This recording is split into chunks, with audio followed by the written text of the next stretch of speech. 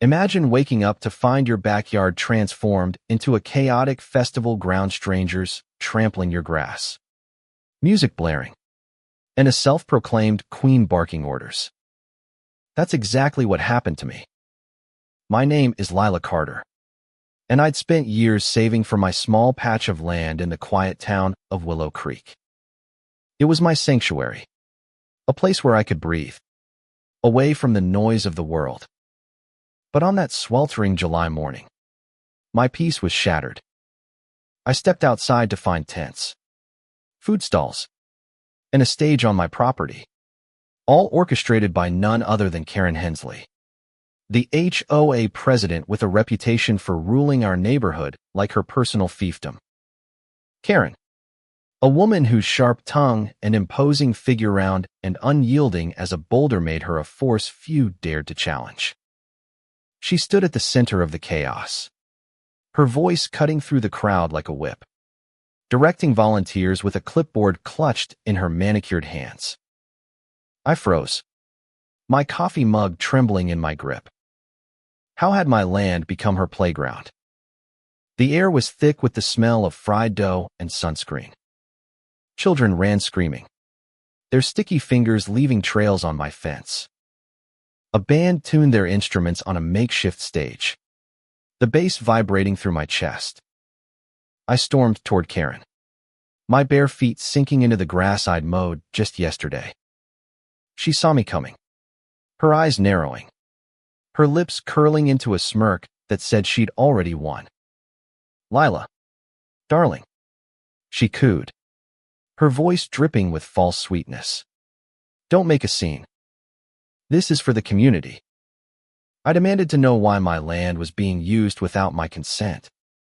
She waved a dismissive hand, claiming the HOA had approved the festival because my property was technically within their jurisdiction. My stomach churned. I'd never signed over my rights, never agreed to this invasion. I asked for proof, but she just laughed, her chins wobbling as she turned back to her clipboard, barking at a volunteer to move a tent closer to my rose garden.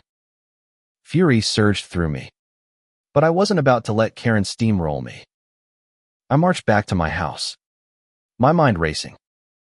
I'd bought this land free and clear, outside the HOA's griper, so I thought. Digging through my files, I found the deed. Clear as day, my property was exempt from HOA oversight. Karen had lied. But why? I called my lawyer, Sarah, who confirmed the deed's validity and urged me to act fast. "They're trespassing, Lila," she said. "You've got every right to shut this down." But shutting it down wasn't enough. I wanted Karen to feel the weight of her arrogance. I grabbed my truck keys, my heart pounding with a mix of rage and resolve. If Karen thought she could take what was mine, she was about to learn a lesson.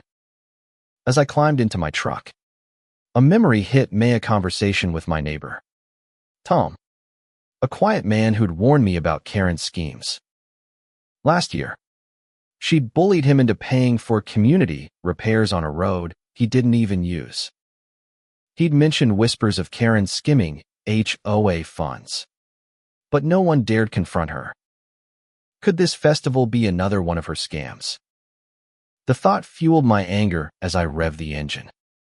I drove straight toward the festival, my truck rumbling over the dirt path that led to my land. Heads turned, gasps rippling through the crowd as I rolled through the heart of the chaos, careful not to hit anyone, but making damn sure they noticed. Karen's face twisted in horror as my tires churned up her carefully planned setup, scattering plastic cups and paper plates. I stopped just short of the stage, leaned out my window, and shouted, "This is my land. Get off, or I'm calling the police." The crowd froze, but Karen charged forward, her face red, screaming about lawsuits and community spirit. I held up my deed, my voice steady. "You're trespassing, Karen. I'll see you in court." The standoff was electric. Karen's volunteers hesitated, unsure whether to obey her or scatter. A few neighbors, emboldened by my defiance, started muttering about Karen's overreach. Tom stepped forward, his voice quiet but firm. She's right. Karen never asked Lila. This isn't HOA land. The crowd's mood shifted, doubt creeping in. Karen's authority was cracking, and I could see the panic in her eyes. But then came the twist I hadn't expected. A young woman, Ellie, one of Karen's loyal volunteers, pushed through the crowd, tears streaming down her face. "You're ruining everything," she sobbed. "This festival was for my brother's sick, and we needed the money for his treatment." My heart sank. Was this true? Had I misjudged the situation? The crowd murmured, sympathy swinging toward Ellie. Karen seized the moment, wrapping an arm around the girl, playing the saint. "See," she sneered. "Lila's heartless. She'd rather destroy a charity than help a dying boy." Guilt gnawed at me, but something felt off. Ellie's tears were real, but Karen's performance was too polished, too convenient. I held my ground, my voice softer but resolute. "If this is for charity, where's the proof? Show me the permits, the financial records." Karen's smirk faltered. She stammered, claiming the paperwork was at the office. The crowd's murmurs grew louder, suspicion replacing sympathy. Tom spoke up again, revealing he'd seen Karen redirect HOA funds to her personal account last year. The accusation hung in the air, and Ellie's sobs quieted. She looked at Karen, confusion replacing her grief. I realized then that Ellie might be a pawn in Karen's game, her brother's illness exploited for profit. My anger reignited, but now it was tempered with a mission: expose Karen's lies and protect my neighbors from her manipulation. The tension peaked as I called the police. Sirens wailed in the distance, and Karen's composure crumbled. She screamed at the crowd to stay, to support the cause. But people were already packing up, whispering about her shady dealings. The officers arrived, and I handed over my deed, explaining the trespass. Karen tried to spin her story, but the lack of permits and her evasive answers didn't help her case. The festival was shut down, tents dismantled, and the crowd dispersed. Ellie approached me, her eyes red but clear. "I didn't know," she whispered. "Karen said it was all for my brother, but I never saw any money." My heart ached for her, but I promised to help her find real support for her brother. As the police escorted Karen away for questioning, I felt a strange mix of triumph and sorrow. This wasn't just about my land, Anna Maria, it was about justice. Karen's empire began to unravel in the days that followed. I filed a lawsuit against her and the HOA, demanding damages for the trespass and emotional distress.